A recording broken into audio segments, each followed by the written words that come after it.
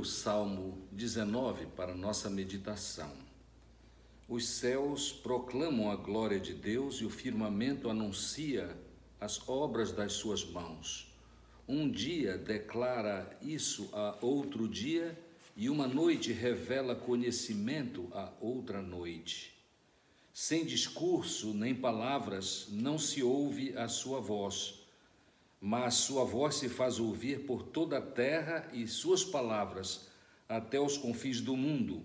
Ali pôs uma tenda para o sol, que como um noivo sai do seu aposento e como herói se alegra a percorrer o seu caminho. Sai de uma extremidade dos céus e percorre até a outra extremidade.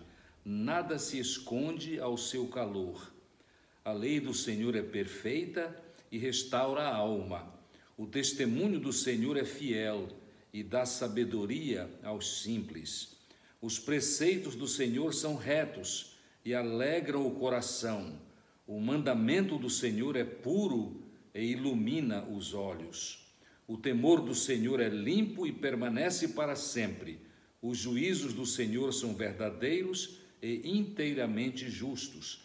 São mais desejáveis do que o ouro, sim, mais do que muito ouro puro, mais doces que o mel que goteja dos favos. Também o teu servo é advertido por meio deles, e há grande recompensa em segui-los. Quem pode discernir os próprios erros? Absolve-me dos que me são ocultos. Guarda também o teu servo da arrogância, para que não me domine. Então serei íntegro e ficarei limpo de grande transgressão. As palavras da minha boca e a meditação do meu coração sejam agradáveis na tua presença, Senhor, minha rocha e meu redentor. Nesta poesia de Davi, no Salmo 119, ele comenta que Deus se revela ao homem por meio da criação e por meio da palavra escrita. É interessante lembrarmos que o cientista inglês Francis Bacon, há muitos séculos, dizia que para que nós aprendamos a viver sem cometer os grandes erros da vida, nós precisamos de ler 2 livros. Ele se referia ao livro da natureza e ao livro da lei de Deus. Na primeira parte deste Salmo 119, nós observamos Deus se revelando pela natureza que Ele criou. Ele, de fato, se revela por meio da natureza de maneira grandiosa. Em Gênesis, no capítulo 1, verso 1, nós lemos: no princípio Deus criou os céus e a terra. A natureza revela que Deus é poderoso, que Deus é grandioso. Deus é consistente e fiel, como na ilustração do sol, neste texto sagrado.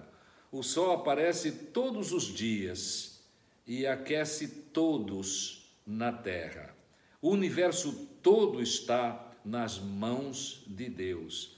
Esta é a revelação de Deus, a revelação geral de Deus por meio da natureza. E o homem dificilmente pode negar esta realidade de que Deus se revela na natureza. É preciso muito esforço para negar isto. O próprio apóstolo Paulo declara em Romanos, no capítulo 1, versos 19 e 20, a respeito deste assunto.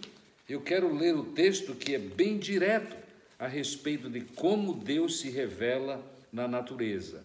O texto diz assim: pois o que se pode conhecer sobre Deus é manifesto entre eles, porque Deus lhes manifestou.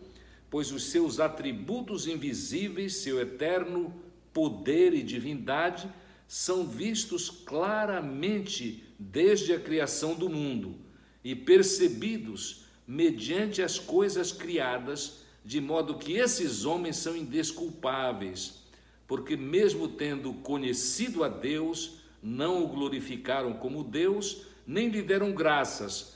Pelo contrário, tornaram-se fúteis nas suas especulações e o seu coração insensato se obscureceu. Então nós vemos por este texto do apóstolo Paulo, ele dizendo que os atributos de Deus, neste aspecto, a grandeza de Deus, é vista claramente mediante as coisas criadas. Ora, a própria complexidade dos seres vivos, seres criados, e a magnitude, o tamanho do universo apontam para um Deus criador, que tem prazer em sua criação, e a criação com o propósito de revelar a sua glória. Deus revela, sim, a sua glória a todos os homens por meio da natureza. Mas a partir do verso 7, conforme fiz a leitura, até o verso 13, nós observamos que o poeta Davi apresenta Deus se revelando de maneira mais específica por meio da sua palavra, que ele chama por 6 sinônimos interessantes.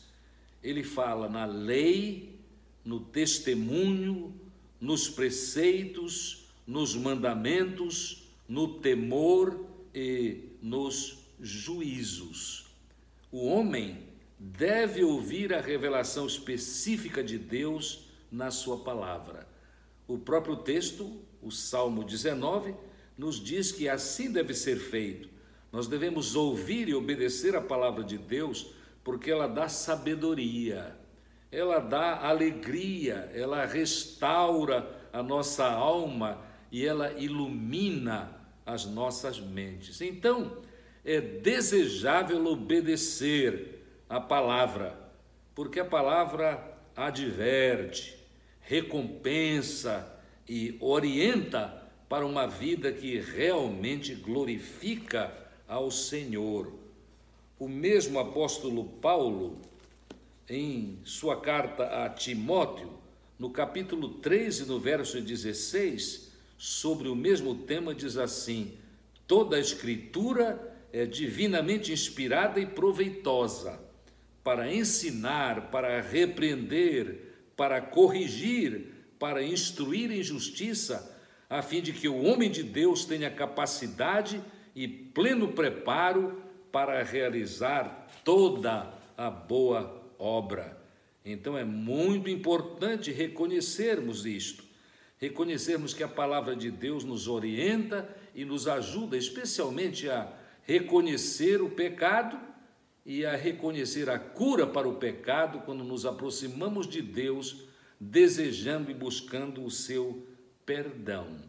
Assim é que neste Salmo 19, nós aprendemos sobre a natureza e a palavra como reveladoras do poder e do caráter de Deus. E meditando nessas verdades, é interessante que no verso 14, no último verso, Davi diz o seguinte, ele diz: Deus é a minha rocha, isto é, Deus é a minha segurança, Deus é o meu refúgio. E ele ainda acrescenta: Deus é o meu redentor, aquele que me comprou para me dar liberdade e para me fazer viver segundo a sua soberana vontade.